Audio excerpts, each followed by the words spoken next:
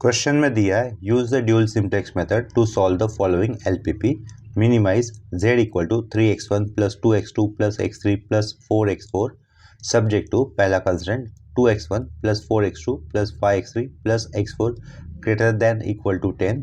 Next constant है 3x1 minus x2 plus 7x3 minus 2x4 greater than equal to 2 और आगे का constant है 5x1 plus 2x2 plus x3 plus 6x4 greater than equal to 15 और last में non negative constant दिए हुए x1, x2, x3, x4 greater than equal to 0। इस LPP का सॉल्यूशन स्टार्ट करने से पहले मैं आपको एक पॉइंट बता देता हूँ कि आपको अपने ही इस चैनल पे प्लेलिस्ट में complex integration, Cauchy's theorem, Taylor's and Laurent's series ये मिल जाएंगे। साथ में अपने चैनल पे आइगन वैल्यू, आइगन वेक्टर और सिंप्लेक्स मेथड इन टॉपिक का भी कंप्लीट प्लेलिस्ट बना हुआ है। ठीक है, जो टॉपिक अभी मैंने मेंशन किए हुए हैं वो M4 में आते हैं मुंबई यूनिवर्सिटी के अंदर। ठीक है, उनका लिंक मैं आपको यहाँ पर डिस्क्रिप्शन बॉक्स में दे दूंगा। तो अभी हम लोग गिवन एलपीपी के सॉल्यूशन के बारे में बात करते हैं। देखो, ड्यूल सिंप्लेक्स मेथड के अंदर जो भी ऑब्जेक्टिव फंक्शन होता है वो हमेशा मिनिमाइज टाइप का ही होता है, जो कि यहाँ पर दिया हुआ दिख रहा है। ठीक है, और सिंप्लेक्स मेथड के अंदर ऑब्जेक्टिव फंक्शन हमेशा मैक्सिमाइज ही होगा। लेकिन dual simplex method as well as simplex method के अंदर सब्जेक्ट के अंदर जो भी कंस्टेंट आते हैं वो हमेशा less than equal to type के रहेंगे। यहाँ पर सारे कंस्टेंट हमें greater than equal to type के दिख रहे हैं। तो हमें क्या करना होगा, इस ड्यूल सिंप्लेक्स मेथड के अंदर आए हुए सब्जेक्ट टू के पार्ट के अंदर आए हुए कंस्टेंट को हमें लेस देन इक्वल टू में कन्वर्ट करना होगा। इसके लिए क्या करेंगे, हम लोग दिए हुए कंस्टेंट को माइनस से मल्टीपल कर देंगे तो ये इनइक्वलिटी साइन उल्टा हो जाएगा। ठीक है, बस इतना ही काम करना है। तो नेक्स्ट स्टेप में हमें लिखना होगा rewriting given LPP as follows. यहाँ पर वो सेंटेंस लिख दिया है, that is rewriting given LPP as follows, और उसके नीचे जो ऑब्जेक्टिव फंक्शन हमें दिया हुआ है मिनिमाइज का, उस पर कोई चेंजेस नहीं होंगे तो वो एज इट इज लिख दिया है। लेकिन सब्जेक्ट के अंदर जो कंस्टेंट आया हुआ है उसमें चेंजेस हमें दिखाने होंगे। हर एक कंस्टेंट को हमें माइनस साइन से मल्टीपल करना होगा, क्योंकि हमें ये इनइक्वलिटी टाइप कैसे लाना है, less than equal to type का लेके आना है। फिलहाल ये दिया हुआ है हमें greater than equal to type का। ड्यूल सिंप्लेक्स मेथड और सिंप्लेक्स मेथड के अंदर कंस्टेंट हमेशा less than equal to type के ही होते हैं। ठीक है, यहाँ पर देखो दिए हुए ऊपर के सारे कंस्टेंट को मैंने माइनस साइन से मल्टीपल कर दिया है, तो उसका इनइक्वलिटी साइन भी उल्टा कर दिया है और रिस्पेक्टिव वैल्यू राइट साइड की माइनस में आ गई है फिर। ठीक है, माइनस साइन से मल्टीपल करने के बाद फर्स्ट कांस्टेंट में चेंजेस देखो क्या हो गया, ये प्लस 2x1 का हो गया माइनस 2x1, प्लस 4x2 का माइनस 4x2, प्लस 5x3 का minus 5x3, minus x4 less than equal to -10। ठीक है, सिमिलरली आगे के दो कांस्टेंट में हमने चेंजेस किए, उनके साइन अपोजिट दे दिए, इनइक्वलिटी साइन का उल्टा, इनइक्वलिटी भी उल्टा कर दिया और आगे के राइट साइड वाली वैल्यू को माइनस आ गया। ठीक है, तो लास्ट में ये नॉन नेगेटिव कांस्टेंट हमने एज इट इज लिखे हुए हैं। नेक्स्ट स्टेप में हमें क्या करना होगा, दिए हुए गिवन एलपीपी को हमें अभी स्टैंडर्ड फॉर्म में लेके आना है।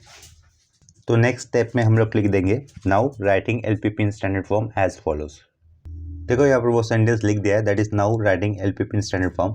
एलपीपी को स्टैंडर्ड फॉर्म में लिखते वक्त क्या करना होता है, जितने भी नंबर ऑफ कंसिडर अपने पास आए हुए हैं उतने नंबर ऑफ हमें वेरिएबल अपनी तरफ से कंसिडर करने होते हैं। ठीक है, उन वेरिएबल को नाम दिया जाता है स्लैक वेरिएबल।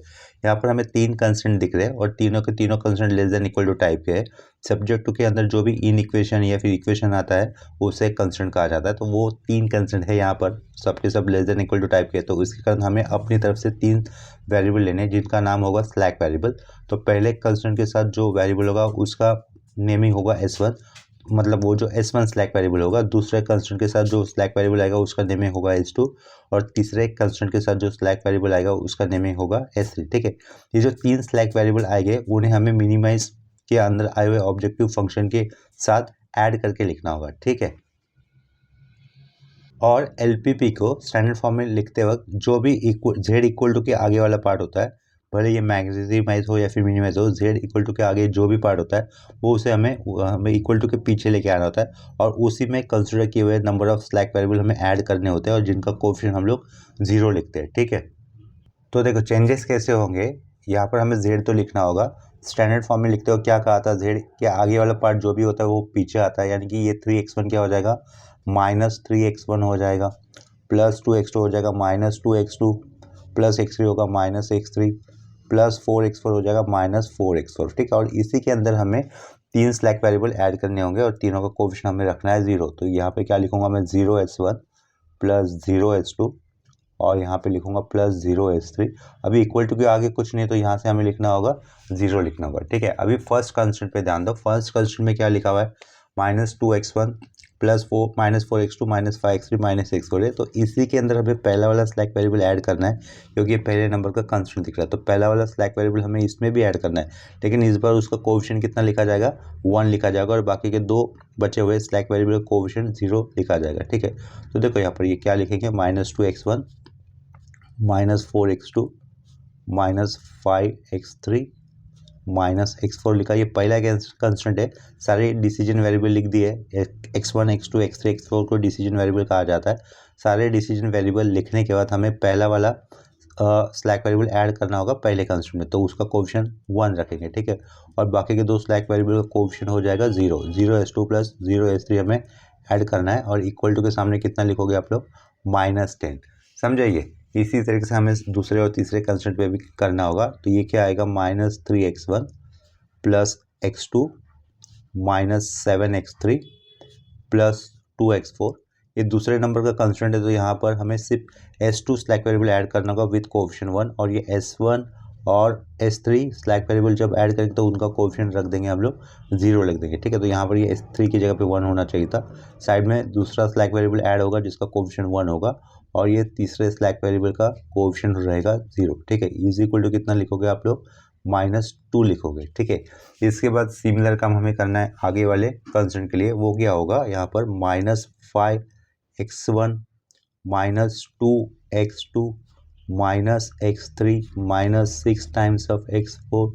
अभी ये तीसरा कंस्टेंट है, तीसरे कंस्टेंट में तीसरा स्लैक वेरिएबल ऐड होगा जिसका कोएफिशिएंट 1 आएगा। पहले दो स्लैक वेरिएबल का कोएफिशिएंट क्या होगा, 0 होगा, ठीक है। तो यहाँ पर क्या लिखेंगे, 0s1 +0s2 +s3 is equal to लिखोगे आप -15, ठीक है। ये गिवन एलपीपी को स्टैंडर्ड फॉर्म में लिखते हो, ये x1 x2 x3 x4 ये जो नॉन नेगेटिव कॉन्स्टेंट है उसे लिखने की कोई ज़रूरत नहीं है, ठीक है। गिवन एलपीपी को स्टैंडर्ड फॉर्म में लिखने के बाद हमें राइटिंग टेबल एज फॉलोज या फिर सिंप्लेक्स टेबल इस तरीके से लिखना होगा। यहाँ पर ये जो ओवरराइट हुआ है वहाँ पर वो S1 लिखा हुआ है, ठीक है, इतना कंसिडर कर लो।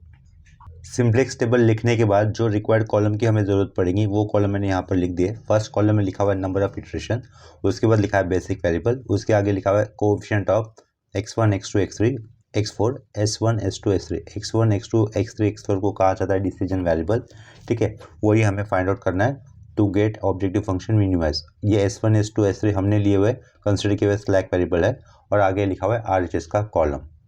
तो देखो गिवन एलपीवी को हम लोगों ने स्टैंडर्ड फॉर्म में इस तरीके से लिखा था, ये वाली पेज पे मैंने वो लिखा हुआ था। जेड का रो देखो, इसको मैं कहूँगा जेड का रो कहूँगा, इसको मैं कहूँगा फर्स्ट, मतलब इसको मैं कहूँगा ये S1 का रो कहूँगा इसको, और ये इसे मैं कहूँगा S2 का रो कहूँगा, इसे मैं कहूँगा S3 का रो, ठीक है, जो कि रिस्पेक्टिव अपने अपने कंस्टेंट के साथ आए हुए थे। ये S1 पहले कंस्टेंट के साथ था, S2 सेकेंड कंस्टेंट के साथ था, S3 ये थर्ड कंस्टेंट के साथ था। तो जेड के रो में देखो x1 का कोएफिशिएंट कितना दिख रहा है आपको, -3, x2 का दिख रहा है -2, x3 का x2 का दिख रहा है -2, x3 का दिख रहा है -1।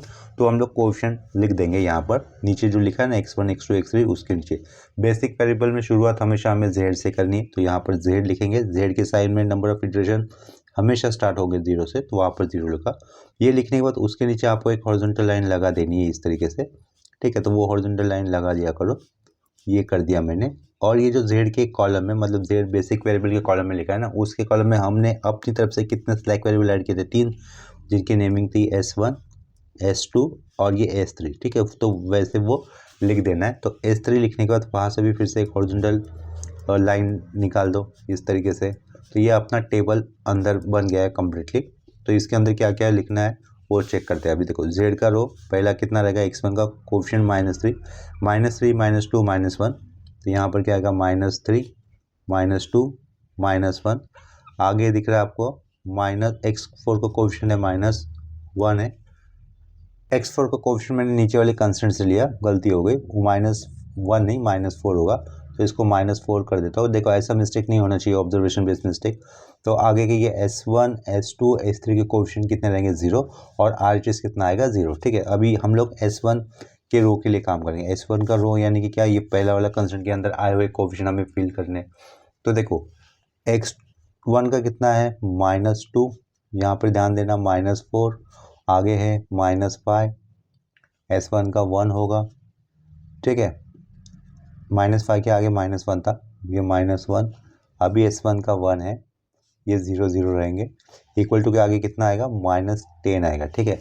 ये समझ में आ रहा होगा ये कैसे मैं फिल कर रहा हूँ। अभी देखो इस सेकंड कंस्टेंट देखो, x1 को कोफिशिएंट -3 दिख रहा है, ये -3 लिखा, 1, आफ्टर दैट -7, उसके बाद +2, उसके बाद है 0, यहाँ पे 1 होगा, यहाँ पे 0 होगा, यहाँ पे है -2, ठीक है। लास्ट वाला कंस्टेंट के अंदर देखो इस तरह से दिख रहा है आपको -5, ये माइनस डार्क कर दिया, -5, -2, -2, -1, -6, आगे 0 0 1 0 0 1 और लास्ट में कितना है -15, ठीक है, -15 दिख गया, ठीक है। ये अपना फर्स्ट मतलब ये टेबल का काम कर दिया हम लोगों ने इधर। इस तरीके से टेबल बनाने के बाद हमें नेक्स्ट स्टेप में क्या करना होगा, हमें RHS के कॉलम में सबसे लोवेस्ट मिनिमम वैल्यू देखनी है। क्या कहा, RHS के कॉलम में सबसे मिनिमम वैल्यू देखनी है, वो कितनी है, -15, ठीक है। तो वो -15 से हम लोगों ने लेफ्ट साइड की तरफ क्या कर दिया, एक एरो लगा दिया, तो वहाँ से हम लोग एक रो मार्क कर लेंगे, ठीक है। तो इस तरीके से मैं वहाँ से एक रो मार्क कर रहा हूँ। RHS की वैल्यू में हमें सबसे लोएस्ट वैल्यू देखनी है, वो कितनी आ रही है, यहाँ पर -15 आ रही है, तो -15 वाली साइड से मैंने एक रो बना लेना है, ठीक है। तो देखो रो बनाते वक्त RHS की वैल्यू को कंसिडर मत करो, तो उसको नहीं किया, उसको छोड़ दिया है। इस तरीके से रो बनेगा वो, ठीक है। ये रो कहाँ पर आया हुआ है, S3 के साइड में आया हुआ है, ठीक है। तो यहाँ से हम लोग क्या लिख सकते हैं, S3 लीव्स ऐसा कह सकते हैं। क्या कहेंगे यहाँ से, S3 लीव, समझा। जो रो मार्क हुआ है किस वेरिएबल के साइड में मार्क हुआ है, S3 वेरिएबल के साइड में मार्क हुआ है, इसके कारण हमें लिखना होगा S3 लीव्स। अभी ध्यान दो, इस -5 से हमें डिवाइड करना है इस -3 को। क्या कहा, -5 से अगर -3 को डिवाइड करेंगे तो रेशियो कितना आएगा, तो यहाँ पर लिख दूंगा मैं रेशियो। पहले रेशियो कितना आएगा, 3/5 आएगा, उसी के कॉलम के नीचे लिख दो, 3/5 लिखा। आफ्टर दैट -2 डिवाइड बाय -2 कितना होगा, ये 1 होगा। जेड में अभी वैल्यू है -1, रेशियो में वैल्यू मिली थी हमें -1 डिवाइड करने पर आएगा रिजल्ट 1। इस -4 को इस -6 से डिवाइड करने पर कितना आएगा, 2/3 आएगा। 0 और इन्फिनिटी नंबर नहीं लिखने रेशियो में, तो 0/0 इन्फिनिटी होगा, नहीं लिखना है। 0/0 इन्फिनिटी होगा, नहीं लिखना है। 0/1 होगा, 0 होगा, लेकिन वो नहीं लिखना है, ठीक है। तो उसको मैं डैश कर देता हूँ, ठीक है। 0 और इन्फिनिटी के रेशियो नहीं लिखोगे, सिर्फ पॉजिटिव रेशियो लिखोगे। इसके बाद रेशियो लिखने के बाद हमें क्या करना होता है, मिनिमम रेशियो सेलेक्ट करना होता है। क्या कहा, मिनिमम रेशियो। तो 2/3 कितना होगा, 0.66 होगा, ठीक है। 3/5 कितना होगा, 0.6 होगा। तो सबसे छोटा रेशियो 3/5, तो वही से हम लोग कॉलम मार्क कर देंगे। तो कॉलम यहाँ पे आएगा, देखो कॉलम मार्क करते वक्त हमें जेड वाली वैल्यू को नहीं लेना है, तो कॉलम आप लोग यहाँ से बनाओगे, इस तरीके से बनेगा आपका कॉलम। कॉलम किस वेरिएबल के नीचे आया हुआ है, ये देखो x1, ये जो वेरिएबल है उसके नीचे हमें कॉलम मिला हुआ है, तो हम लोग यहाँ से क्या कहेंगे, x1 एंटर कहेंगे, समझे। यहाँ पे क्या कहेंगे हम लोग, x1 एंटर। कॉलम जिस वेरिएबल के नीचे आता है उस वेरिएबल को हमें एंटर करना होता है, और रो जिस स्लैक वेरिएबल के बाजू में आता है उस वेरिएबल को हमें यूज़ कर रहा है ऐसा बोलना पड़ता है, समझे। ये जो कॉलम और ये रो हम लोगों ने लिखा है उसको पाइवट रो और पाइवट कॉलम भी कहा जाता है, या फिर की रो या फिर की कॉलम भी कहा जाता है। इन रो और कॉलम के बीच में हमें कौन सा एलिमेंट कॉमन आता हुआ दिख रहा है, यहाँ से -5, ठीक है। तो हमें नेक्स्ट स्टेप में क्या करना होगा, इस -5 की जगह पर हमें लेकर आना है +1, और उसके लिए ये टेबल हमें फिर से एक बार ड्रॉ करना होगा। हमें नेक्स्ट इटरेशन पे जाना है। क्यों नेक्स्ट इटरेशन पे जाना है, अगर देखो अगर RHS की वैल्यू पे सारे नंबर्स प्लस आ जाते तो हमें रुकना होता है। क्या कहा, RHS की वैल्यू में अगर सारे नंबर्स प्लस आएंगे तो हमें रुकना होगा। अगर निगेटिव नंबर है RHS के कॉलम में तो हमें नेक्स्ट इटरेशन पे जाना है। तो यहाँ पर RHS के कॉलम में एक निगेटिव नंबर है, इसके कारण हमें नेक्स्ट इटरेशन करना होगा, ठीक है। तो नेक्स्ट इटरेशन के लिए हमें फिर से इसी तरीके से कॉलम और आगे एक्सटेंड कर देने, तो मैं कर देता हूँ। यहाँ पे देखो इस तरीके से कॉलम मैंने एक्सटेंड कर दिया, रेशियो को ऐसे बीच में ही छोड़ा है, वहाँ पर कोई कॉलम का लाइन नहीं आया रेशियो लिखते वक्त। तो अभी अपना ये फर्स्ट इटरेशन चल रहा है, यही था अपना बेसिक वेरिएबल का कॉलम। तो वहाँ पर जेड तो लिखोगे, जेड के साइड में अभी लिखोगे आप लोग 1 1, यानी कि फर्स्ट इटरेशन आएगा, ठीक है। यहाँ से देखो S1 रहेगा एज इट इज़, तो S1 भी लिखोगे एज इट इज़। यहाँ से S2 भी रहेगा तो S2 भी एज इट इज़ लिखना है। S3 निकल रहा है और S3 निकल रहा है, उसकी जगह पे क्या आ रहा है, X1 आ रहा है, तो हमें यहाँ पे क्या लिखोगे आप लोग, X1 लिखोगे, ठीक है। तो वो X1 नहीं दिख रहा होगा स्क्रीन पे ऊपर, तो उसको थोड़ा सा ऊपर कर देता हूँ। ये हो गया अपना काम, ठीक है। तो देखो Z S1 S2 तो रहेगा, ऊपर दिख रहा है हमें S3 leaves instead of X3 हमें लिखना है अभी X1, ठीक है। और X1 में क्या चेंजेस करोगे, ये जो -5 की जगह पे क्या लेके आना था आपको, 1 लेके आना था। -5 की जगह पे 1 लिखने के लिए या फिर लाने के लिए हमें क्या करना होगा, इस पूरे रो को किससे डिवाइड करना होगा, -5 से, ठीक है। तो -5 अगर -5 से डिवाइड होगा तो वहाँ वैल्यू क्या होगी, 1 होगी, ठीक है। वही तो हमें चाहिए, यहाँ पर 1 लाना, तो 1 ला दिया। -2 को -5 से डिवाइड करने पर आएगा रिजल्ट 2/5। तो नंबर के नीचे नंबर लिखो, रिस्पेक्टिव कॉलम्स हमें समझ में आना चाहिए, ठीक है। तो ये बन गया 2/5, ये बन जाएगा अपना 1/5, ये लिख दिया 1/5, ये हो जाएगा 6/5, तो इसे लिख देंगे हम लोग 6/5 लिख देंगे, ठीक है। आगे वाला हो जाएगा 0, उसके आगे वाला हो जाएगा 0, उसके आगे वाला हो जाएगा 1/5, ठीक है। ये इसको थोड़ा सा साइड में कर देता हूँ, कॉलम के नीचे नंबर आया हुआ समझो, ठीक है। ये पहला, दूसरा, तीसरा, चौथा, पाँचवा, छठवां और ये सातवां। -15 को अगर -5 से डिवाइड करेंगे तो रिजल्ट कितना होगा, 3 होगा। तो यहाँ पर RHS में मुझे लिखना होगा 3, ठीक है। इसके बाद X1 के अंदर जो 1 आया हुआ है, क्या कह रहा हूँ मैं, इसके बाद X1 के अंदर जो 1 आया हुआ है ना, तो वही वाला 1 यूज़ कर हमें ये जो 1 जिस कॉलम में आया हुआ है उस कॉलम में सारे एलिमेंट 0 लाने हैं। मतलब हमें ये वाला 1 यूज़ कर इस -3 की जगह पे 0 लेके आना है, इस -2 की जगह पे 0 लेके आना है, और इस Z के रो में जो -3 दिख रहा है उस -3 की जगह पे भी हमें 0 लेके आना है by using this 1 from X1 रो, ठीक है। वो कैसे ला सकते हैं, देखो यहाँ पर S2 के रो में ये नंबर क्या दिख रहा है आपको, -3, ठीक है। तो उसको मैं पहले लिख देता हूँ -3 की जगह पे लेके क्या आना है आपको, +3, तो वो +3 कर दिया। ये -3 नंबर कहाँ पे था, S2 के रो में था, तो S2 लिखा नीचे। -3 +3 करूँ तो मेरा काम हो जाएगा, यानी कि +3 मुझे लिखना ही है। यूज़ क्या करना है, 1, और ये 1 कहाँ से आ रहा है, X1 के रो में से आ रहा है। तो साइड में मैंने 3 के साइड में क्या लिखा, X1 लिखा। तो अपना मैथमेटिकल ऑपरेशन क्या बन जाएगा, S2 + 3 टाइम्स ऑफ X1। क्या लिखा हुआ है, S2 + 3 टाइम्स ऑफ X1। तो ये अभी माइंड में रखो, यही यूज़ करना है हमें पूरे S2 के रो को चेंज करने के लिए, इधर, ठीक है, समझे। तो मैथमेटिकल ऑपरेशन क्या था, S2 + 3 टाइम्स ऑफ X1। तो वो लिखने पर यहाँ पर तो 0 हो जाएगा, वो पहला चेंजेस कर देते हैं, ठीक है। यहाँ पर 0 लिखा, रिस्पेक्टिव अभी S2 कितना है, उसके बाद आया हुआ 1 + 3 टाइम्स ऑफ इसका करस्पॉन्डिंग X1 2/5, ठीक है। तो कैसे करूँगा, कैलसी पे करोगे वो 1 + 3 इंटू इसका करस्पॉन्डिंग कितना था, 2/5 था, तो 2/5 कर देते, ठीक है। तो वैल्यू कितनी आ रही है, 11/5। तो यहाँ पर क्या लिखोगे आप लोग, 11/5 लिखोगे। नेक्स्ट X2 का वैल्यू कितना दिख रहा है हमें, -7 दिख रहा है। तो यहाँ पर -7 में लिख देता हूँ, -7 + 3 टाइम्स ऑफ इस -7 का +3 टाइम्स कर दिया है। इस -7 का करस्पॉन्डिंग X1 वैल्यू कितना दिख रहा है यहाँ पर टेबल में, 1/5। तो यहाँ पर -3 इंटू करने पर ऊपर ये 2 का वैल्यू चेंज करके मुझे करना होगा 1, तो वो कितना आएगा, -32/5। तो यहाँ पर आप लिखोगे -32/5। S2 में साइड का नंबर क्या दिख रहा है अभी, 2, तो वो 2 कर देता हूँ। 2 + 3 टाइम्स ऑफ रहेगा, 2 + 3 टाइम्स ऑफ इसका, इस 2 का करस्पॉन्डिंग X1 कितना दिख रहा है हमें, 6/5, ठीक है।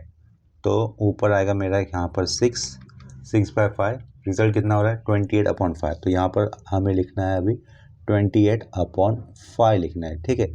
आगे देखो, नेक्स्ट नंबर है 0 + 3 टाइम्स ऑफ ये वैल्यू उसकी करस्पॉन्डिंग 0, तो यहाँ पर क्या होगा, 0 ही होगा, राइट। नेक्स्ट वैल्यू क्या है, S2 में 1 है, 1 + 3 टाइम्स ऑफ करस्पॉन्डिंग वैल्यू 0, तो यहाँ पर क्या लिखोगे, 1 लिखोगे। 0 + 3 टाइम्स ऑफ ये, यहाँ पर क्या आएगा फिर, 3/5 आएगा, समझे। नेक्स्ट वैल्यू ये यहाँ पर कितनी दिख रही है, -2 + 3 टाइम्स ऑफ, -2 + 3 टाइम्स ऑफ इस -2 का करस्पॉन्डिंग X1 में कितना है, 3 है, ठीक है। तो 3 3 9, 9 - 2 कितना होगा, 7। तो यहाँ पर कितना लिखोगे आप लोग, 7 लिख दोगे, ठीक है। सिमिलरली ये X1 का 1 यूज़ कर हमें 0 अभी कहाँ पे लाना है, इस S1 के साइड में जो -2 दिख रहा है ना वहाँ पर, ठीक है। तो वो कैसे किया जाएगा, देखो -2 + 2 करता तो मुझे 0 मिल जाएगा, मेरा काम हो रहा है। लेकिन ये -2 कहाँ से आ रहा है, S1 में से आ रहा है, +2 हम लोग ले रहे हैं, इसके साइड में 1 यूज़ करना है, और ये 1 कहाँ से लेना है हमें, X1 से लेना है। तो मैथमेटिकल ऑपरेशन हमें जो परफॉर्म करना होगा उस रो में, तो ये होगा S1 + 2 टाइम्स ऑफ X1 होगा, क्या होगा, S1 + 2 टाइम्स ऑफ X1। तो देखो ये ऑपरेशन यूज़ करने पर ये फर्स्ट वाला एलिमेंट तो 0 हो जाएगा अपना, तो वो डायरेक्टली लिखा है, ऑपरेशन बना था S1 + 2 टाइम्स ऑफ X1। तो आगे देखो चेंजेस किस तरीके से होंगे। S1 की वैल्यू -4 है इस बार, -4 प्लस 2 टाइम्स ऑफ इस -4 का करस्पॉन्डिंग x1 वैल्यू देखो कितना आ रहा है यहाँ पर 2/5, तो हमें साइड में लिखना होगा 2/5। ठीक है, वो रिजल्ट कितना आ रहा है -16/5, तो यहाँ पे लिखना है मुझे -16/5। S1 में अभी वैल्यू है नेक्स्ट -5, तो -5 करूँगा, -5 प्लस 2 टाइम्स ऑफ -5 का करस्पॉन्डिंग x1 वैल्यू कितना है 1/5, तो वो चेंजेस कर देंगे हम लोग। 1/5 रिजल्ट है -23/5, तो यहाँ पे लिखूंगा -23/5 कर दिया है वहाँ पर। S1 में नेक्स्ट नंबर है कितना, -5 के आगे -1 था, -1 प्लस 2 टाइम्स ऑफ इस -1 का करस्पॉन्डिंग x1 वैल्यू कितना दिख रहा है आपको 6/5। ठीक है, तो वो करने पर कैलकुलेशन करने पर रिजल्ट कितना आएगा, देखो यहाँ पर 7/5 किया हुआ था, तो यहाँ पर क्या लिखूंगा 7/5 लिखूंगा। ठीक है, नेक्स्ट नंबर देखो S1 में -1 कर दिया, -1 के आगे क्या लिखा हुआ है 1 लिखा हुआ है, 1 प्लस 2 टाइम्स ऑफ उसका corresponding x1 value which is 0, तो यहाँ पे क्या आएगा ओनली 1 आएगा। 0 प्लस 2 टाइम्स ऑफ इस 0 का करस्पॉन्डिंग x1 वैल्यू 0 ही है, तो यहाँ पर 0 ही आएगा।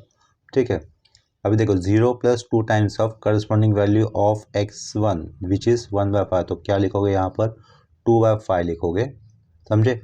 आगे S1 में वैल्यू कितनी दिख रही है आपको -10 प्लस 2 टाइम्स ऑफ -10 का करस्पॉन्डिंग x1 वैल्यू इज़ 3। ठीक है, तो यहाँ पर लिखना है हमें 3 लिखना है, वो वैल्यू कितनी हो रही है -4, तो यहाँ पर लिख देंगे हम लोग -4। सिमिलरली हमें z के रो में ये जो -3 दिख रहा है ना ऊपर -3, वहाँ पर भी हमें 0 लेके आना है। ठीक है, तो देखो ये -3 है z के रो में लिखा हुआ, तो z लिखा, +3 कर दो तो मेरा काम हो जाएगा, +3 करूँगा, लेकिन 1 यूज़ करना है। ये 1 यूज़ किसका करना है, हमें x1 रो का यूज़ करना है, तो मैथमेटिकल ऑपरेशन इस तरीके से होगा z plus 3 times of x1। ठीक है, z plus 3 times of x1, तो यहाँ पे तो 0 बन रहा है, वो पहले 0 लिखा। ठीक है, ऑपरेशन क्या बना था हमने z plus 3 times of x1 लिखा था, तो नेक्स्ट z का वैल्यू कितना दिख रहा है -2 होगा, -2 प्लस 3 टाइम्स ऑफ इस -2 का करस्पॉन्डिंग x1 कितना है 2/5। ठीक है, तो इनटू मुझे करना है 2/5, रिजल्ट होगा -4/5, -4/5 लिखा। नेक्स्ट वैल्यू है -1, तो -2 के आगे लिखेंगे हम लोग -1 प्लस 3 टाइम्स ऑफ इस -1 के लिए करस्पॉन्डिंग वैल्यू कितनी है x1 में 1/5, तो यहाँ पर मैं मुझे 1/5 पुट करना होगा। ठीक है, वैल्यू होगी -2/5 -2/5। ठीक है, आगे देखो -4 वैल्यू लिखी हुई है, -4 कर दूंगा, -4 प्लस 3 टाइम्स ऑफ इस -4 प्लस 3 टाइम्स ऑफ करने के बाद x1 का करस्पॉन्डिंग वैल्यू x1 में कितना दिख रहा है हमें 6/5, तो यहाँ पर कर देंगे चेंजेस 6/5 लिखकर, देखो वैल्यू कितनी हो रही है -2/5। ठीक है, तो यहाँ लिख लेता हूँ -2/5 लिख देता हूँ, उसके आगे ये 0 है, 0 प्लस 3 टाइम्स ऑफ ये 0 कितना होगा 0 ही होगा, 0 प्लस 3 टाइम्स ऑफ ये 0। ठीक है, क्या होगा 0 होगा आगे। Next 0 plus 3 times of this 1/5 कितना होगा 3/5 होगा। ठीक है, उसके आगे 0 plus 3 times of corresponding value of 3, वो कितना आएगा 9 आएगा। ठीक है, तो यहाँ पर हम लोग लिख देंगे 9 लिख देंगे। ठीक है, यहाँ पर ये अपना फर्स्ट इटरेशन हो गया। एक छोटा सा करेक्शन मुझे यहाँ पर दिख रहा है, देखो कि S3 का लूज हो रहा था, x1 आया था, वो कर दिया हम लोगों ने सही, लेकिन जब हम लोगों ने इस -5 की जगह पर 1 लाना था तो डिवाइड किससे किया था -5 से डिवाइड किया था। ठीक है, तो ये 1 को भी -5 से डिवाइड करके तो ये क्या हो जाएगा -1/5 हो जाएगा, यानी कि यहाँ पर ये जो x1 लिखा था उसके वक्त यहाँ पर मैंने सिंपली 1/5 कर दिया, यानी कि मैंने 5 से डिवाइड किया +5 से, ऐसा नहीं था, -5 से डिवाइड किया था ना, तो यहाँ पर मुझे माइनस साइन देना था, तो ये माइनस साइन मेरा मुझसे रह गया था। ठीक है, एग्जाम में ध्यान दो आप लोग सही मतलब सही नंबर से डिवीजन कर रहे हो क्या नहीं, डिवाइड कर रहे हो क्या नहीं। अगर यहाँ पर माइनस साइन होगा तो उस पूरे कॉलम में माइनस साइन आने वाला है, आप लोग क्रॉस चेक कर सकते हो। ठीक है, बाकी सब कुछ सही था अपना, इसलिए यहाँ पर भी सब कॉलम में माइनस साइन आ जाएगा, क्योंकि माइनस साइन मुझसे छोटा था। ये अभी अपना फर्स्ट इटरेशन सही हुआ है, इसके बाद हमें नेक्स्ट इटरेशन में जाना होगा। क्यों जाना होगा, क्योंकि RHS के कॉलम में हमें एक जगह पे वैल्यू नेगेटिव आई हुई दिख रही है। अगर यहाँ पर हमें आरएचएस के कॉलम में कोई भी नंबर नेगेटिव नहीं मिलता था, हम लोग अपना इटरेशन वाला काम यहीं पे रुकते थे, ठीक है। हमें आगे के इटरेशन नहीं करने पड़ते थे अगर आरएचएस में सब वैल्यू प्लस आती है तो। लेकिन हमें यहाँ पर आरएचएस में एक वैल्यू नेगेटिव दिख रही है, तो फिर से हमें पहले जैसे का काम रिपीट करना होगा। यहाँ से हम लोग लेफ्ट साइड की तरफ एक एरो लगा देंगे। वो एरो ड्रॉ करने के बाद हमें वहाँ से एक रो मार्क कर लेना है। वो रो मार्क होगा S1 इस स्लैक वेरिएबल के साइड में, ठीक है। देखो पहला वही आया हुआ है ना, तो यहाँ से हम लोग रो मार्क कर लेते हैं इस तरीके से। आरएचएस वाली वैल्यू को कंसिडर नहीं करना है रो मार्क करते वक्त, ठीक है। रो के अंदर फिर एलिमेंट्स कौन से आते हुए दिख रहे हैं आपको? 0, -16/5, -23/5, 7/5, 1, 0, -2/5, ठीक है। इस तरीके से यहाँ पर मैंने रो बनाया है। ये रो S1 इस स्लैक वेरिएबल की साइड में आया हुआ है, तो यहाँ से क्या कहेंगे? S1 लीव हमें कहना है, S1 लीव्स। और इसके बाद हम लोग क्या करेंगे? रो के अंदर आए हुए हर एक एलिमेंट से हम लोग जेड के अंदर आए हुए हर एक एलिमेंट को डिवाइड करेंगे। उसे लिखना होगा रेशियो के अंदर। इसे थोड़ा सा ऊपर कर देता हूँ। नीचे हमें रो में लिखना होगा यहाँ से इस तरीके से, क्या लिखना है हमें? रेशियो। तो यहाँ पर मैं लिख लेता हूँ, ये रेशियो लिखा, ठीक है। 0/0 कितना होगा? इन्फिनिटी। तो वो रेशियो हमें इन्फिनिटी या फिर 0 वाला नहीं लिखना है, तो उसको मैं डैश कर देता हूँ। उसके बाद -4/5 डिवाइड बाय -16/5। तो ये 5 कैंसिल, 4/16 कितना होगा? 1/4 होगा। -2/5 डिवाइड बाय -23/5, तो 5 कैंसिल, 2/23, तो इसे मैं 2/23 लिख लेता हूँ। उसके आगे -2/5 डिवाइड बाय दिस 7/5, 5 कैंसिल, वो कितना होगा? -2/7। तो माइनस वाले रेशियो भी नहीं लिखने हैं, उसे भी डैश कर देता हूँ। 0/1 0 हो जाएगा, ठीक है। तो 0 और माइनस या फिर इन्फिनिटी नहीं लिखने, 0/0 इसे भी डैश कर दिया। माइनस माइनस कैंसिल, 5 कैंसिल, 3/2 कितना होगा? 1.5, तो इसे 3/2 लिख लेता हूँ, ठीक है। आरएचएस वाली वैल्यू का रेशियो नहीं लेना है हमें। तो ये रेशियो फाइंड आउट करने के बाद हमें नेक्स्ट काम क्या होगा? सबसे लोएस्ट वैल्यू वाला रेशियो देखना है हमें, जो होगा 2/23, ठीक है। तो वहाँ से हम लोग एक ऊपर की तरफ एरो लगा देंगे। इस तरीके से ऊपर से एरो लगाने वाला काम मैंने नहीं किया था पिछली बार रेशियो में। तो यहाँ पे देखो, पहले 3/5 सबसे छोटा रेशियो लगाना, तो उसके साइड में ऊपर की तरफ एक एरो लगा देता हूँ। ये एरो नहीं लगा है तो भी चलेगा, सिर्फ आपको समझ में आना चाहिए कि कौन सा कॉलम लेना है, ठीक है। तो यहाँ पर 3/5 सबसे लोएस्ट रेशियो था, तो उसकी तरफ ये ऊपर की तरफ एरो लगा दिया, तो हम लोगों ने यहाँ से एरो वो कॉलम ड्रॉ कर दिया था। यहाँ पर देखो रेशियो हमें सबसे छोटा कहाँ पे मिला? 2/23 इस वैल्यू पे। तो वहाँ से मैंने ऊपर की तरफ एक एरो लगा दिया। इसका मतलब अभी हम लोग यहाँ से जो कॉलम आएगा उसे सेलेक्ट करेंगे, ठीक है। तो वो कॉलम ये वाला बनेगा। जेड की वैल्यू को कंसिडर नहीं करना है कॉलम बनाते वक्त, इतना याद रखना। तो कॉलम के अंदर कौन से एलिमेंट्स आएंगे? -23/5, -32/5, और ये अप नीचे का 1/5, ठीक है। तो यहाँ इस तरीके से वो कॉलम बनेगा। यहाँ पर वो कॉलम मैंने मार्क कर दिया है। कॉलम देखो, ये जो कॉलम है किस वेरिएबल के नीचे आया हुआ है? x3। ऊपर से क्या दिख रहा है हमें? तीसरी बार तीसरे में दिख रहा है ना ये, यानी कि x3 वेरिएबल के नीचे वो कॉलम बना हुआ है। तो हम लोग इस साइड में क्या लिख सकते हैं? S1 लीव्स, वो समझा था। यहाँ पे क्या लिखोगे? x3 एंटर लिखोगे। क्या करना है यहाँ पर? x3 एंटर लिखना है। कॉलम को समझो ठीक तरीके से कैसे बना हुआ है। जेड वाली वैल्यू को नहीं लेना है कॉलम ड्रॉ करते वक्त, फिर से याद रखना। ये कॉलम मैंने इस तरीके से बनाया हुआ, थोड़ा सा प्रॉपर गोल नहीं आया ऊपर की तरफ से, कोई बात नहीं। इसके बाद पहले जैसे ही काम हमें रिपीट करना होगा। देखो जो रो और जो कॉलम हमें मिला था उसके अंदर कौन सा कॉमन एलिमेंट दिख रहा है? -23/5। तो इस -23/5 की जगह हमें लेके आना है 1, ठीक है। जैसे कि हम लोग जानते हैं कि इसे और आगे इटरेशन करना है इसका, तो मैं रिक्वायर्ड टेबल बना लेता हूँ। यहाँ पे देखो रिक्वायर्ड टेबल थोड़ा सा एक्सटेंड कर दिया है। ये अपना पहला रो में क्या आएगा? जेड आएगा। जेड की साइड में अभी आप लोग लिखोगे सेकेंड इटरेशन का नंबर 2, ठीक है। जेड के नीचे स्लैक वेरिएबल क्या रहेंगे? S1 ल्यूज हो रहा है, S1 जा रहा है, उसकी जगह पे क्या आ रहा था? x3 आ रहा था, वो हमें ही लिखना है x3। S2 रहेगा एज इट इज, और उसके नीचे x1 भी रहेगा एज इट इज, ठीक है। थोड़ा सा ऊपर कर देता हूँ इसे। और ये जो x3 हमने लिखा है एंटर कर रहा है, उसमें ये जो -23/5 हमें दिख रहा है उसकी जगह पे क्या लेके आना है हमें? 1। तो वो कैसे ला सकते हैं हम लोग? ये जो नंबर दिख रहा है या फिर ये जो पूरा रो दिख रहा है उसको हम लोग किससे मल्टीपल करेंगे? -5/23 से मल्टीपल कर देंगे, ठीक है। तो वो वाले चेंजेस मुझे यहाँ पर करने हैं x3 लिखने के बाद, उसी के रो में वो चेंजेस करने हैं। यानी कि S1 लीव्स और x3 एंटर करने के बाद S1 निकाला, उसकी जगह पे x3 लिखा, और इस x3 में जो कॉमन रो कॉलम और ये कॉमन रो और कॉमन रो और कॉमन ये जो दिख रहा है ना कॉलम, उसके अंदर जो एलिमेंट आया था -23/5 उसकी जगह पे मुझे लेके आना है 1। तो वो 1 लाने के लिए क्या करूँगा मैं -5/23 से मल्टीपल कर दूंगा उस पूरे रो को। तो देखो x3 रो में जो चेंजेस करने थे वो मैंने यहाँ पे कर दिए। क्रॉस चेक कर लेते हैं, ठीक है। जीरो को अगर हम लोग मल्टीपल करेंगे 5/23 से माइनस वाले जीरो रहेगा, -16/5 मल्टीपल विथ -5/23 होगा तो वो 16/23 होगा। ये नंबर अगर उसके इन्वर्स से मल्टीपल कर देंगे तो वो क्या हो जाएगा, 1 हो जाएगा। 7/5 को अगर -5/23 से मल्टीपल करें तो -7/23 रहेगा। 1 को अगर हम लोग मल्टीपल करेंगे -5/23 से वो क्या होगा, -5/23, ठीक है। -5/23 होगा। यहाँ पर देखो एक गलती हो गई थी, ये उल्टा लिखा था मैंने, तो इसको करेक्ट कर देता हूँ।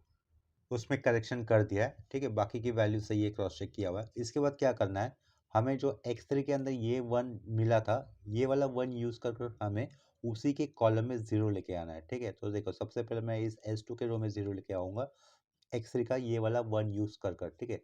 x3 के उस -23/5 जहाँ पर हमने 1 लिया था उसके नीचे क्या नंबर दिख रहा है आपको, -32/5 नंबर दिख रहा है। क्या वो नंबर, -32/5 ये नंबर है। तो इसकी जगह पे 0 लाने के लिए हमें ऑपरेशन क्या यूज़ करूँगा, 32/5 में ऐड कर दूंगा। लेकिन ये कहाँ से आया हुआ है, S2 में से आया हुआ है। उसमें ऐड क्या किया जाएगा, 32/5 ऐड किया जाएगा। यूज़ क्या करना है आपको, 1 यूज़ करना है। और ये 1 कहाँ से आ रहा है, x3 में से आ रहा है, ठीक है। मैथमेटिकल ऑपरेशन इस तरीके से बनेगा आपके पास, S2 + 32/5 साइड में क्या लिखा हुआ है, ये x3, ठीक है। तो देखो x3 का यही वाला 1 यूज़ करना है ना हमें, x3 का ये वाला 1 यूज़ करना है। तो मैथमेटिकल ऑपरेशन कैसे होगा, S2 का ये -32/5 + 32/5 इंटू दिस x3, ठीक है। तो S2 के अंदर फर्स्ट एलिमेंट क्या दिख रहा है हमें, 0। तो क्या करना है हमें, 0 + 32/5 करना है, 32/5 करोगे इनटू करस्पॉन्डिंग x3 वैल्यू कितनी है, 0 ही है, ठीक है। तो वो कितना रहेगा, 0 ही होगा। यहाँ पर S2 में ये फर्स्ट एलिमेंट होगा 0। आगे क्या दिख रहा है, 11/5 दिख रहा है, राइट। तो 11/5 लिख लेता हूँ, 11/5 लिखा प्लस 32/5 किया इंटू इस 11/5 का करस्पॉन्डिंग x3 वैल्यू कितना है, 16/23। हम लोग साइड में लिख देंगे इंटू 16/23, ठीक है। तो वो वैल्यू देखो कितनी आ रही है, 153/23। तो यहाँ पर हमें लिखना है 153/23। ये नंबर 0 आएगा तो वो डायरेक्टली 0 लिख दिया है। आगे का नंबर क्या दिख रहा है हमें, 28/5, 28/5 प्लस 32/5 इंटू इसका करस्पॉन्डिंग 28/5 का करस्पॉन्डिंग x3 वैल्यू कितना दिख रहा है आपको, -7/23, ठीक है। इंटू माइनस पुट किया -7/23, ठीक है। तो उसकी वैल्यू कितनी आएगी, 84/23। तो यहाँ पर लिख देंगे हम लोग 84/23। नेक्स्ट 0 वैल्यू दिख रही है, 0 प्लस यहाँ पे कर दूंगा 0 + 32/5 लिखा हुआ है। इस 0 का करस्पॉन्डिंग x3 वैल्यू कितना दिख रहा है हमें, -5/23, ठीक है। इंटू -5/23 करना है वो, तो -5/23 रिजल्ट कितना होगा, -32/23। यहाँ पे लिखूंगा -32/23, ठीक है। तो अभी देखो ये आगे का 1 है, तो 1 + 32/5 तो करना होगा मुझे। 1 + 32/5 किया, इस 1 का करस्पॉन्डिंग x3 वैल्यू, ठीक है। ये सेकेंड लास्ट नंबर पे, तो सेकेंड लास्ट नंबर पे वैल्यू कितनी थी, 0 थी। तो वो कितना होगा, यहाँ पर 1 ही होगा, ठीक है, 1 होगा। आगे -3/5 लिखा हुआ है, यहाँ पर क्या लिखोगे, -3/5 लिखोगे, -3/5 प्लस 32/5 होगा। इसका करस्पॉन्डिंग x3 वैल्यू कितना है, 2/23 है। तो हम लोग लिखेंगे यहाँ पर 2/23 लिख कर देंगे। वो वैल्यू कितनी है, रीचेक करो, -1/23। तो यहाँ पर लिखना है हमें -1/23, ठीक है, रिस्पेक्टिव RHS। S2 में वैल्यू कितनी दिख रही है अभी, 7। तो यहाँ पर इस -3/5 की जगह पे मुझे लिखना है 7 लिखना है। 7 + 32/5 इंटू इस 7 का करस्पॉन्डिंग x3 वैल्यू कितना दिख रहा है हमें, 20/23, ठीक है। तो यहाँ पर क्या करूँगा, 20/23 करूँगा। तो रिजल्ट देखो कितना आ रहा है, 289/23, 289/23 ऐसा लिखा, ठीक है। अभी क्या करना है हमें, x3 का ये वाला 1 यूज़ कर हम लोग नीचे भी 0 लाएंगे, नीचे यानी कि इस x1 में जो 1/5 लिखा उसके जगह पे मुझे 0 लेके आना होगा। ठीक है, तो देखो 1/5 माइनस 1/5 करता हो तो मेरा काम हो जाएगा। ये पहला वाला 1/5 किसके रो में लिखा हुआ है, x1 के, तो x1 minus 1/5 times of x3। ठीक है, तो इस तरीके से अपना होगा mathematical operation, x1 minus 1/5 x3। ठीक है, वो याद रखो फिर। तो x3 में x1 में सबसे पहला नंबर हमें क्या दिख रहा है, 1, तो 1 माइनस 1/5 हमें करना था, ये 1/5 किया, इनटू इस 1 का करस्पॉन्डिंग x3 में वैल्यू कितना था, 0 था। ठीक है, तो यहाँ पे क्या बचेगा, 1 ही रहेगा। नीचे x1 में चेंजेस करें ना हम लोग, तो यहाँ पे 1 ही होगा। ठीक है, उसके आगे x1 में वैल्यू क्या दिया हुआ है, हमें 2/5, वो लिख लेते हैं। 2/5 माइनस 1/5 हम लोग कर रहे थे, इंटू इस 2/5 का करस्पॉन्डिंग x3 में वैल्यू कितना है, 16/23। तो इंटू क्या करोगे यहाँ पर, इंटू 16/23 करोगे। ठीक है, तो उसकी वैल्यू देखो कितनी आ रही है, 6/23। तो यहाँ पर आएगा अपना 6/23 आएगा, ये तो 0 बन जाएगा। ठीक है, नेक्स्ट वैल्यू कितनी है, x1 में 6/5, यहाँ पर चेंजेस कर देता हूँ, 6/5 माइनस 1/5, 6/5 का करस्पॉन्डिंग x3 वैल्यू कितना दिख रहा है आपको, -7/23 दिख रहा है। ठीक है, तो यहाँ पर कर दूंगा -7/23, -7/23 किया, इक्वल टू में कितना आया, 29/23 आया। तो यहाँ पे लिखोगे आप लोग 29/23 लिखोगे। ठीक है, ये 29 लिखा हुआ है। उसके आगे 6/5 के आगे x1 में वैल्यू है 0, 0 लिख लेता हूँ यहाँ पर, ये 0 लिखा, 0 माइनस क्या बन रहा था, 1/5, और इस 0 का करस्पॉन्डिंग x3 में वैल्यू कितना है, इस 0 का देखो तीसरे नंबर पे पीछे, इस 0 का वो कितना है, -5/23 है। तो इंटू -5/23 करना है मुझे यहाँ पर, वो वैल्यू कितनी होगी, 1/23 होगी। तो यहाँ से लिखेंगे हम लोग 1/23। ठीक है, उसके बाद अगेन फिर से 0 है, 0 लिखा हुआ है, 0 माइनस 1/5 टाइम्स ऑफ, यहाँ पर 0 ही है। ठीक है, तो वो क्या होगा, 0 ही होगा यहाँ पर। उसके बाद लास्ट नंबर x1 में लिखा हुआ है -1/5, यहाँ पे लिख दूंगा -1/5 और इसका करस्पॉन्डिंग x3 वैल्यू कितना है, 2/23। तो यहाँ पे करोगे आप लोग 2/23। ठीक है, प्लस है या माइनस, प्लस में था वो, तो लिखोगे प्लस 2/23। रिजल्ट कितना आ रहा है, -5/23 आ रहा है, -5/23 हो रहा है। ठीक है, राइट साइड में देखो x1 का वैल्यू कितना है अभी, 3 माइनस 1/5 किया जाएगा, यहाँ पे 3 लिखा, 3 माइनस 1/5 किया, इसका करस्पॉन्डिंग x3 वैल्यू कितना है, 20/23। तो हमें यहाँ पे लिखना होगा 20/23। रिजल्ट कितना हो रहा है, 65/23 हो रहा है। तो यहाँ पे लिखोगे आप लोग 65/23 लिखोगे। ठीक है, सिमिलर कंसेप्ट यूज कर कर अभी हमें 0 कहाँ पे लाना है, देखो z के रो में ये जो कॉलम था ना, इस कॉलम में हम लोगों ने तो ऊपर 0 ला दिया था, ऊपर 0 मतलब 0 ला दिया x3 में, देखो इधर 1 ला दिया था, ये 1 यूज करके नीचे 0 ला दिया था। अभी हमें ये जो -2/5 दिख रहा है, थोड़ा नीचे कर देता हूँ, ये जो -2/5 दिख रहा है, इस -2/5 की जगह पे क्या लेके आना है हमें, 0 लेके आना है। ठीक है, तो देखो उस -2/5 की जगह पे 0 कैसे आएगा, इस -2/5 पे अगर हम लोग +2/5 जोड़ देते तो, ठीक है, +2/5 जोड़ देते तो अपना काम हो जाएगा। लेकिन ये -2/5 कहाँ से आया हुआ है, जेड में से आया हुआ है, हम लोगों को +2/5 करना होगा, 1 यूज़ तो करना ही है। और ये 1 यूज़ जो करे किस में से आ रहा है, देखो x3 में से आ रहा है। ठीक है, तो साइड में क्या लिखूंगा मैं, x3 लिखूंगा, तो आपका मैथमेटिकल ऑपरेशन ये बन जाएगा, क्या होगा वो, z + 2/5 x3। फिर से कह रहा हूँ, z + 2/5 x3। ठीक है, तो कर देते हैं उसको, z + 2/5 x3 था, पहला z का वैल्यू कितना दिख रहा है यहाँ पर, 0। तो 0 प्लस क्या करना था मुझे, 2/5 करना था, तो 2/5 लिखा। उसके साइड में क्या है, x3 का वैल्यू, x3 का करस्पॉन्डिंग वैल्यू कितना है, 0 ही है, तो ये क्या होगा, 0 ही होगा। ठीक है, आगे नंबर लिखा हुआ है -4/5, तो यहाँ पे कर दूंगा मैं -4/5 कर दिया। ठीक है, ये हो गया z का वैल्यू, +2/5 हमें करना था, -4/5 का करस्पॉन्डिंग x3 वैल्यू कितना दिख रहा है हमें, 16/23। तो उसके साइड में लिखूंगा मैं 16/23। ठीक है, तो रिजल्ट देखो कितना आ रहा है, -12/23। तो यहाँ पर लिखोगे आप लोग -12/23। 23 लिखोगे। ये -2/5 की जगह पे रिक्वायर्ड ऑपरेशन करने पर यहाँ पे तो 0 आएगा। अगेन फिर से आपको -2/5 दिख रहा है, ठीक है, तो ये -2/5 लिखा। अगेन हम लोग कर रहे थे +2/5 कर रहे थे,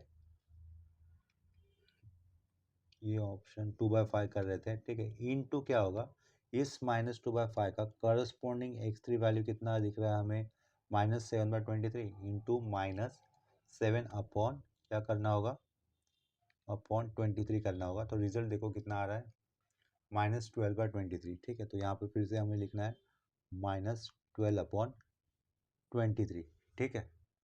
नेक्स्ट नंबर जेड के रो में 0 0 प्लस 2/5 किया जाएगा, ये कैंसिल कर देता हूँ, 0 लिख लेता हूँ यहाँ पर। 0 प्लस 2/5 किया जाएगा और इस 0 का करस्पॉन्डिंग x3 वैल्यू कितना दिख रहा है आपको, इस तीसरे नंबर पे आया ना, 0 का करस्पॉन्डिंग वैल्यू -5/23, ठीक है। तो इंटू क्या करोगे, -5/23 करोगे, रिजल्ट होगा -2/23, ठीक है। तो यहाँ पर लिखूंगा मैं -2/23 लिखूंगा। उसके आगे फिर से 0 दिख रहा है हमें, 0 प्लस 2/5, इस 0 का करस्पॉन्डिंग x3 वैल्यू कितना आएगा, x3 वैल्यू 0 ही है, तो यहाँ पर क्या बनेगा, 0 ही बनेगा, ठीक है। नंबर देखो आप लोग अगर ठीक से कॉलम बना सकते हो तो चलेगा, ज़्यादा बेटर रहेगा। यहाँ पर मुझे थोड़े नंबर आजू बाजू में दिख रहे हैं, कॉलम के नीचे कॉलम में नहीं आया हुआ, थोड़ा सा टेढ़ा लग रहा है, ठीक है। ऐसा नहीं होना चाहिए, कॉलम के नीचे कॉलम आना चाहिए ताकि अपना वैल्यू करेक्ट ही हो, जो भी लिया होगा वो, ठीक है। कैलकुलेशन मिस्टेक नहीं होनी चाहिए एटलीस्ट वैल्यू सेलेक्ट करते वक्त। जेड के रो में नेक्स्ट नंबर है अपने पास, कितना लिखा हुआ, -3/5 लिखा हुआ था, वो -3/5 लिखा, प्लस हम लोग जोड़ रहे थे 2/5, प्लस 2/5 जोड़ रहे थे, इनटू क्या किया जाएगा, उसका करस्पॉन्डिंग x3 वैल्यू वो कितना है, 2/23 है, ठीक है। तो क्या करूँगा, इंटू 2/23 करूँगा, तो उसका आंसर देखो कितना आएगा आपको, -13/23 आएगा। तो वो यहाँ पर लिख देता हूँ, -13/23 लिख दिया है, ठीक है। नेक्स्ट स्टेप में देखो, जेड के आगे RHS में नंबर क्या लिखा हुआ है, 9 9 प्लस 2/5 हमें करना है, देख ये 9 प्लस 2/5 करना था, इनटू इस 9 का करस्पॉन्डिंग x3 वैल्यू कितना है आपके पास, 20/23, ठीक है। तो इनटू 20/23 करना है हमें, 20/23 कर दिया, रिजल्ट कितना आ रहा है, 215/23, ठीक है, 215/23, ठीक है, वो लिखा। अभी ध्यान दो, जो सेकेंड इटरेशन हमने किया है, सेकेंड इटरेशन में RHS के कॉलम में कहीं पर भी निगेटिव नंबर है क्या, नहीं है, ठीक है। हमें आगे का इटरेशन कब करना होता है, अगर ड्यूल सिंप्लेक्स मेथड के अंदर RHS में अगर कोई नंबर निगेटिव है तो ही हमें नेक्स्ट इटरेशन पे जाना होता है। यहाँ पर RHS में कोई भी वैल्यू निगेटिव नहीं है, इसका मतलब हमारा आंसर यहीं से मिल जाएगा, यहीं पे हमें अपने इटरेशन स्टॉप कर देने हैं, ठीक है। तो ये यहाँ से हमें फाइनल आंसर मिल जाएगा। तो देखो बेसिक वेरिएबल के कॉलम में x1 है, x3 है, x2 और x4 नहीं मिले, इसका मतलब उनकी वैल्यू क्या होगी, 0 होगी। तो हम लोग यहाँ पे क्या लिख देंगे, x1 की वैल्यू आपको कितनी मिली, 65/23, तो ये 65/23 लिखा, कॉमा, x2 नहीं आया है तो उसकी वैल्यू 0, ठीक है। x3 आया हुआ दिख रहा है, x3 की वैल्यू कितनी होगी, 20/23 होगी। x4 भी नहीं दिख रहा है तो x4 की वैल्यू आप लोग लोगे 0, और ये x1 और ये x4 x3 मिला आपको, ठीक है, x4 और ये x2 0 मिला है।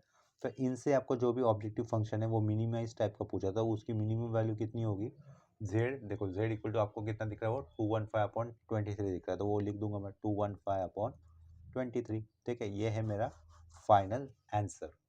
अगर हम चाहते तो इसे क्रॉस चेक भी कर सकते हैं। देखो ये अपना दिया हुआ क्वेश्चन था, 3x1 + 2x2 + x3 + 4x4, यहाँ पर x2 और x4 तो 0 है तो उनको देखो मत। x1 का कोएफिशिएंट कितना लिखा हुआ है, यहाँ पर x1 का 65/23, आगे 3 लिखा हुआ है, ठीक है। तो 3 क्रॉस चेक कर लेते हैं, 3 इंटू 65/23 किया, ठीक है, प्लस में क्या x3 करना है, जस्ट प्लस x3 कितना था, 20/23 था, 20/23, ठीक है। तो देखो रिजल्ट कितना हो रहा है, 215/23 हो रहा है ना, वही तो हमें आंसर मिला था, 215/23। इसका मतलब हमने जो ये आंसर निकाला है वो अपना आंसर राइट है।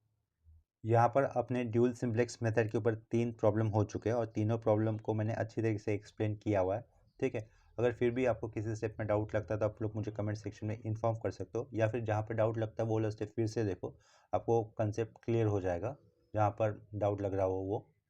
मुंबई यूनिवर्सिटी में सिंप्लेक्स मेथड या फिर ड्यूल सिंप्लेक्स मेथड, इन दोनों में से एक क्वेश्चन कंपलसरी आएगा ही आएगा, मिनिमम 6 या फिर मैक्सिमम 8 मार्क के लिए।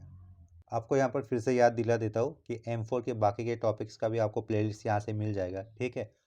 आप लोगों को उसका लिंक डिस्क्रिप्शन बॉक्स से मिल जाएगा। वो टॉपिक रहेंगे eigen value, eigen vector, Cauchy's theorems, Taylor's and Laurent series, complex integration, simplex method, इस तरीके से, ठीक है। तो अभी के लिए ये लेक्चर हम लोग यहीं पे स्टॉप करते हैं। अगर ये वीडियोस आपको अच्छे लग रहे हैं, हेल्पफुल लग रहे हैं, तो आप लोग इसे अपने फ्रेंड के साथ शेयर करना, ठीक है। और चैनल को तो सब्सक्राइब करना, ठीक है। तो मिलते हैं नेक्स्ट लेक्चर में। अभी के लिए बाय एंड टेक केयर।